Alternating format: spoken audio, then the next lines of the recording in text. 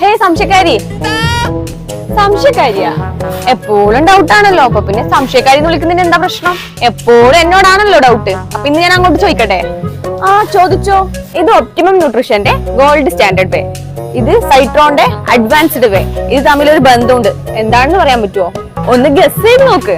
ആ എനക്ക് മനസ്സിലായി. രണ്ട് USA ബ്രാൻഡ് അല്ലേ? അല്ലല്ലോ, നമ്മുടെ ഒപ്റ്റിമം ന്യൂട്രീഷൻ USA ബ്രാൻഡാണ്, സൈട്രോൺ ഇന്ത്യൻ ബ്രാൻഡാണ്. അപ്പൊ പിന്നെ രണ്ട് ബ്രാൻഡിന്റെയും ഓണേഴ്സ് സെയിം ആയിരിക്കും അല്ലേ? അല്ലല്ല, നമ്മുടെ ഒപ്റ്റിമം ന്യൂട്രീഷന്റെ ഓണർ ഗ്ലാൻബി ആണ്. ഇത് ഇന്ത്യൻ പ്രൊഡക്റ്റ് അല്ലേ, ഇപ്പൊ ഇന്ത്യൻ ഓണറാണ്. അതും അല്ല അല്ലേ? അപ്പൊ രണ്ടിന്റെയും ഫ്ലേവറും ടേസ്റ്റും ഒന്നാണോ?